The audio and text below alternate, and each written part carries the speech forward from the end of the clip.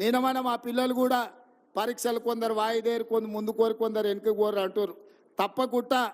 తప్పకుండా పరీక్షలకు సంబంధించి కూడా మా పొన్నం ప్రభాకర్ గారికి చెప్తున్నా, పిల్లలు రోడ్డు ఎక్కే బదులు మన ప్రభుత్వం వినడానికి సిద్ధంగా ఉంది. ఏందని ఉంటే పోయి మంత్రులను కలుగురు, మీ సాధక బాధకాలు ఉంటే ఇను చెప్పురి. తప్పకుండా ఇని మీ సమస్యల్ని పరిష్కరించే బాధ్యత మాది.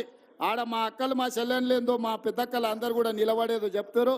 మా మల్రెడ్డి రంగారెడ్డి గారు, మా కిరణ్ కుమార్ రెడ్డి ఇద్దరు పోయి వాళ్ళతో మాట్లాడి వాళ్ళు ఏం కాగితం తీసుకొస్తారో, వాళ్ళ సమస్య ఏదన్నా ఉన్నా మనం పరిష్కరిద్దాం. అక్కలందరే పోలీసులు ఏమనకురా, వాళ్ళు ఎవరు మనోళ్ళే కదా, ఇంత దూరం వచ్చి ఇన్ని గంటలు కూర్చుంటారు మనోళ్ళే కదా. మాట్లాడితే తల్లి మీ దగ్గరికి ఎమ్మెల్యేని ఎంపీని పంపిస్తా, మీరు ఏం చెప్తారో ఇని నేను చేస్తా. ఉండరు తల్లి ఉండరు. వాళ్ళు పాపం వాళ్ళు పోయిన ప్రభుత్వం లాగా అనుకుంటారు, ఎవరు లేతే వాళ్ళని పోలీసులతో కొట్టిస్తారు అనుకుంటారు. అట్లేం లేదు, మీరు అందరు మనోళ్ళు. మీ దగ్గరికి ఎమ్మెల్యేని ఎంపీని పంపిస్తా, పోలీసులను పంపియా. మన ఎమ్మెల్యే మల్రెడ్డి రంగారెడ్డి గారు, మన ఎంపీ చామల కిరణ్ రెడ్డి మీ దగ్గరకు వస్తాడు. మీరు ఏం చెప్తారో వింటారు. మిమ్మల్ని ఏం పోలీసులతో మీకు ఏం పని లేదు, మాకు కూడా ఏం పని లేదు. వాళ్ళ డ్యూటీ వాళ్ళని చేయని. అందుకే మిత్రులారా, ఆలస్యం అయింది.